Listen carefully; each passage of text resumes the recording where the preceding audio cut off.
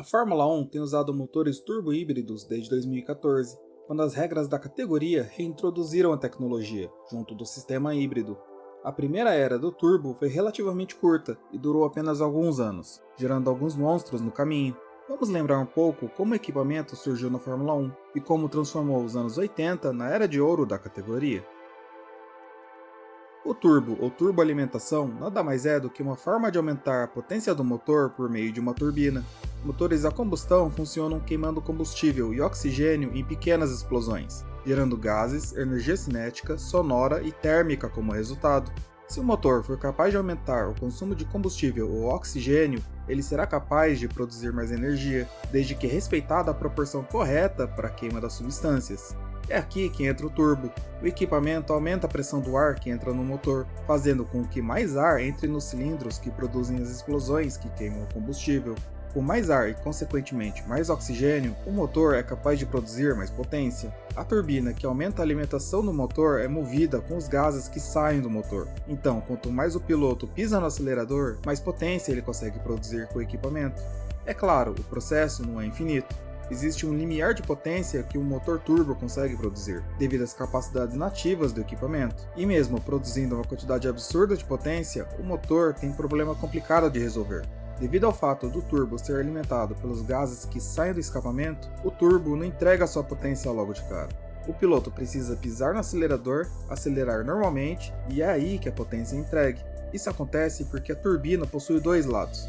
Um é responsável por aumentar a densidade do ar que entra no motor, literalmente bombeando o ar para dentro do equipamento, e o outro recebe os gases que saem do motor, e que normalmente seriam apenas expelidos pelo sistema de escape do carro. Isso significa que o turbo precisa receber uma quantidade considerável de gases antes de começar a injetar mais ar no motor, e para que isso aconteça é necessário algum tempo de aceleração para produzir os gases necessários. Traduzido na pista, o efeito faz com que o piloto pise no acelerador, receba alguma potência do motor e só depois de algum tempo receba a potência extra do turbo. Esse problema é chamado de turbo lag, e a Fórmula 1 precisou conviver com ele desde a sua criação até o fim dos turbos. O primeiro piloto a ir à pista com o carro turbo foi Jean-Pierre Jabouille, da Renault, durante o GP da Grã-Bretanha de 1977, após milhares de quilômetros de teste. Vale lembrar que na época não havia restrição dos testes privados, então as equipes poderiam torrar tempo e dinheiro como quisessem para produzir seus carros e motores. Mesmo assim, Jabouille precisou abandonar seu carro RS01 devido a problemas mecânicos. Esse era outro ponto fraco do turbo. No início de seu desenvolvimento, a confiabilidade, tal como a de outros equipamentos usados na época, não era das melhores. A quantidade de peças sujeita à falha não só era maior, como também proporcionava maiores cálculos e dificuldades para os engenheiros. Problemas de pressão, lubrificação e de estresse do material eram recorrentes. Se o piloto ficasse com o pé embaixo por muito tempo, a temperatura e a pressão do turbo poderiam ficar tão altas que o equipamento literalmente explodiria. Materiais bons o bastante para produzir as peças sem aumentar drasticamente o peso era um outro problema a resolver.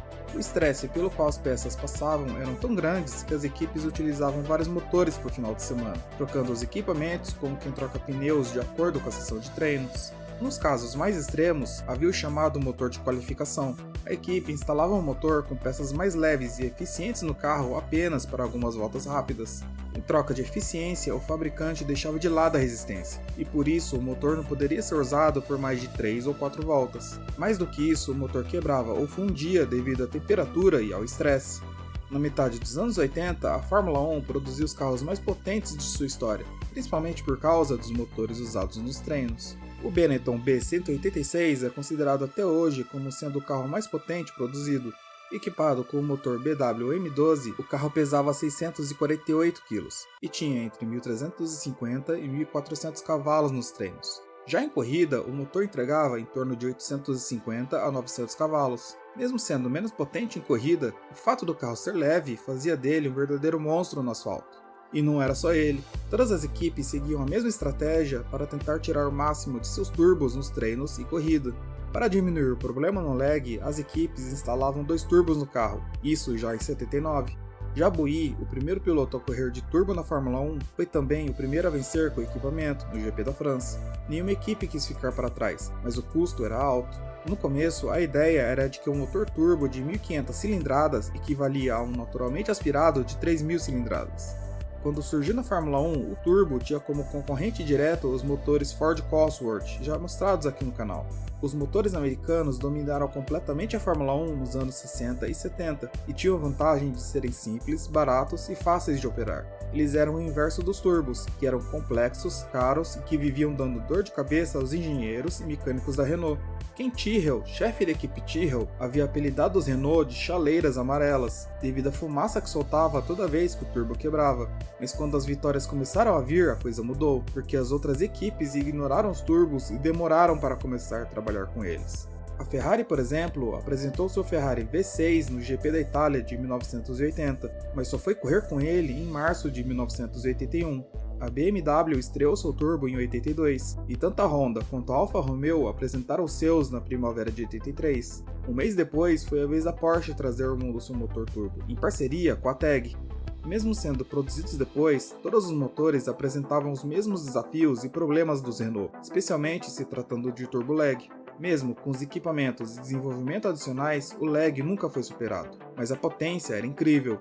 Na época, a maioria dos dinamômetros chegava a 1000 ou 1100 cavalos de potência, então a medição da potência real dos carros era difícil e bastante imprecisa.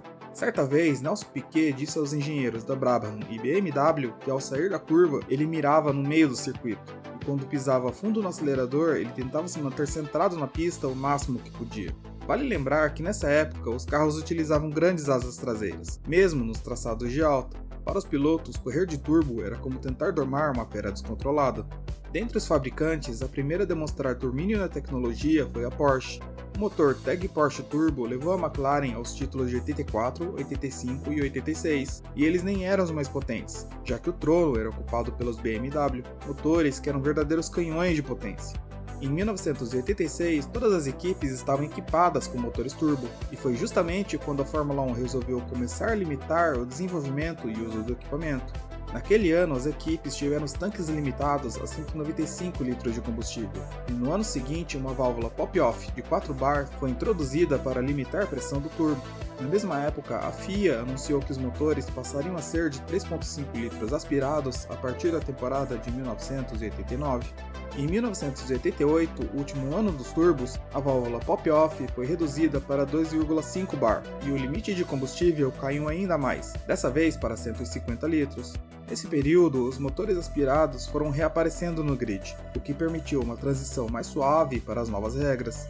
No ano seguinte, todo o grid já contava com motores aspirados V8, V10 e V12, deixando a era turbo definitivamente para trás. Se você gostou do vídeo, dê o like, ele é muito importante. Se você não é inscrito e quer conhecer mais sobre Fórmula 1, inscreva-se no canal. Dúvidas, sugestões ou críticas são sempre bem-vindas, deixe aqui nos comentários. Até a próxima!